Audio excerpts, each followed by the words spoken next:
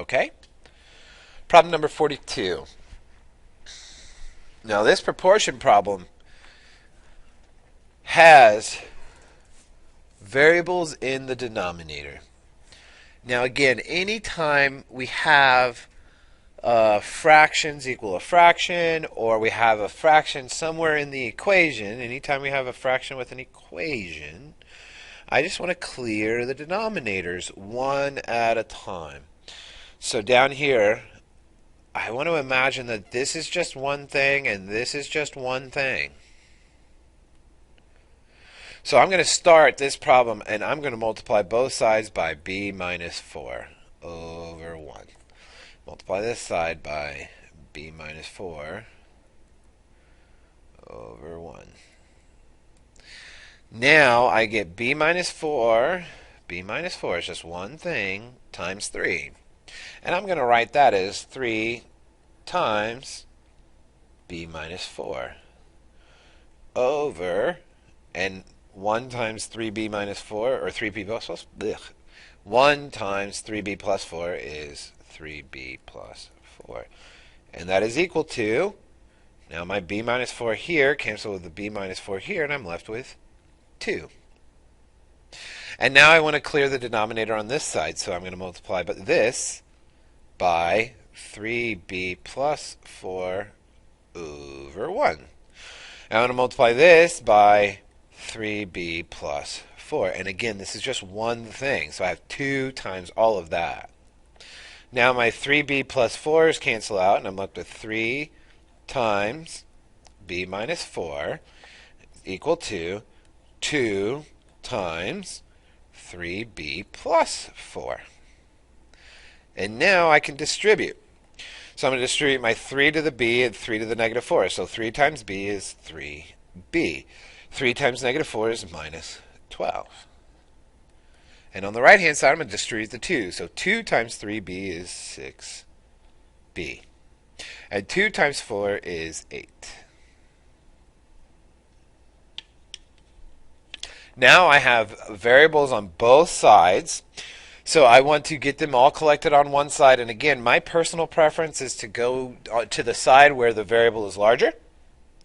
I go to the side where the coefficient is larger. So here I have 6 b's and 3 b's. So I'm going to get all my b's on the right-hand side. I'm going to put all my numbers on the left-hand side. So I'm going to subtract 3b from both sides. That cancels. I'm left with negative 12 equals 6b minus 3b is 3b plus 8. And now I'm going to get all my numbers on the left-hand side, so I'm going to subtract 8 from both sides, so minus 8, and negative 12 minus 8, negative 20. Negative 20 equals 3b. Let me rewrite that. That doesn't look very good. 3b. Good. And now I divide by 3, and I get b equals negative 20 thirds. Very good. All right, now problem number 8. Oh, excuse me. Problem number 43. Very similar. This is a very similar problem. So this junk over here, I want to get rid of that first, just to make sure I know how here. So I'm going to multiply both sides by my denominator. And again, I want to treat this as one thing. So I'm going to multiply both sides by 2x minus 6 over 1. And that cancels. I'm going to multiply this by 2x minus 6 over 1. And now that cancels on this side, I'm left with x plus 2 equals. And now across the top, I have 3 times 2x minus 6, so 3 times 2x minus 6 over, and 8 times 1 is 8. And now to clear my denominator, I'm going to multiply both sides by 8. And I'll multiply everything over here by 8. And now I can see I need to distribute on both sides. So I'm going to take my 8 and distribute to the 8 to the x and the 2. So I get 8x plus 16 equals. Now 3 times 2 is 6x, and 3 times negative 6 is negative 18. So here I have 8x's and 6x's. I'm going to get my x's on the left side and my numbers on the right. So I'm going to subtract 6x,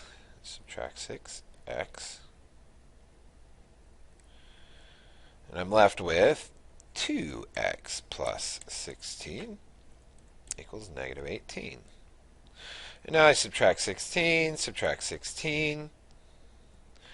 and I'm left with 2x equals, now negative 18 minus 16 is negative 34.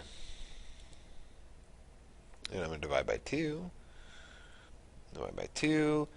and x equals, negative 17. And again, if you have any trouble with those, this portion you should be able to have a calculator with.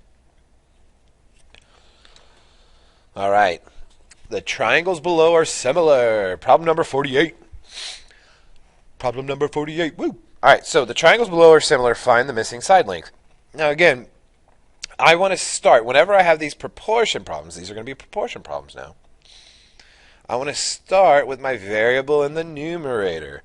And then I need to know what side does it compare with. Well, here this is the long side of the right triangle, so here I have the long side of the right triangle. So I'm going to set this up as x over 8 equals, and I started with this triangle in the numerator, so I got to keep this part in the numerator, and it's going to be 12 over 5. And now, to solve for x, all I have to do is multiply both sides by 8 over 1. So that cancels my 8 here. Multiply this side by 8 over 1. And now 12 times 8 is 96? No. Yeah, it is. 96 over 5 equals x. And again, I'm okay with leaving it like this. If you want to put it into a decimal, that's okay. You should end up with 19.2. So if that's what you did, that's okay. Quite all right with that. If you leave it as an improper fraction, make sure it's reduced. And I know this is reduced because 6 is neither a 5 nor a 0. All right. Now, this problem. What is 125% of 62? Well, here, what x is 125% as a decimal is 1.25. Of means multiplication, and 62. I just need to multiply 62 by 1.25. Let me get my calculator out here.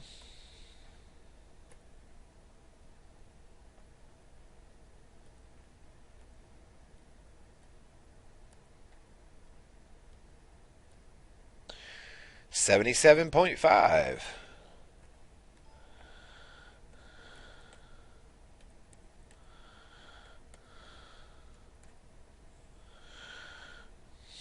$77.5 is 125% of 62. Now, if you wanted to use a proportion, you can. And let me show you. My of number is always in the denominator. So my of number here is 62. X goes here, and it's always equal to P over 100. And now P in this instance was 125. So to solve this problem, all I have to do is multiply by 62 over 1. Multiply this by 62 over 1. And here my 62's cancel, and I'm left with x equals, now 125 times 62, get the fancy dang calculator out,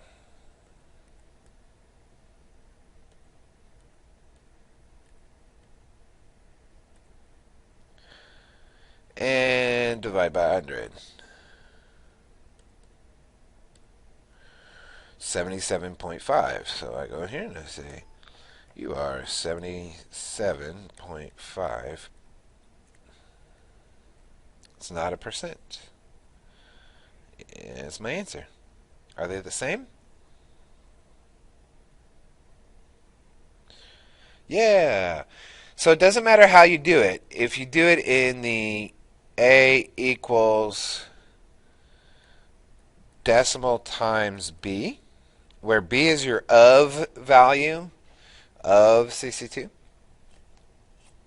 or if I do it in this form, where I have A over B, where B is my of value, equals the 125, or the P over 100, where P is the actual percentage. So either one works. Either one gets us there. All right, the last one. Problem number 60. You have $10,000 to deposit in a savings account that earns simple interest at a rate of 4.5% per year. How much interest will there be in the account after 2 years? And this is a formula that I will give you on the exam if we have this problem on the exam. It is I equals P R T. Now, my interest is equal to the principal times the rate times time. Now, I is interest. P stands for principal, or I like to call this initial investment.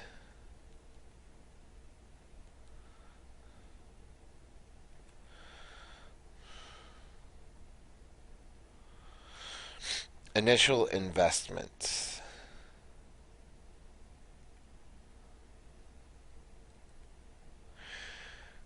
Now R is my rate.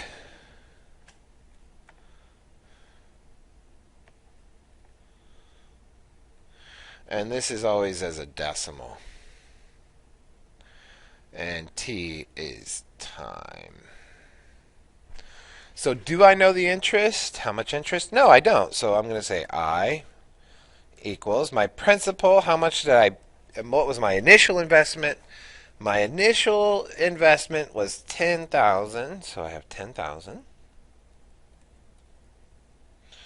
There's my P, my principal. Now my rate, 4.5%. I need to move that decimal 2 units over. So I get a 0, a 0 and a 0. So it's going to be 0.045. And now time. How many years? 2 years. So I'll put a 2 here. And now this we could do in our calculator. Say 10,000 times 0.045 times 2 is 900. All right. So my interest that I gained is $900.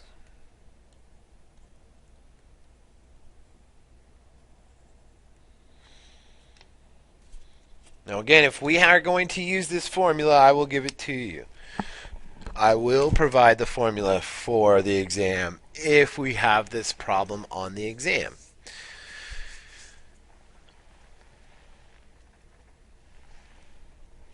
Now, if you have any other questions before your exam starts, come to see me before or after school. I will be here at 7 a.m. both days. And I stay here until 4 or 5 every day. So come and see me if you need help with any of these problems.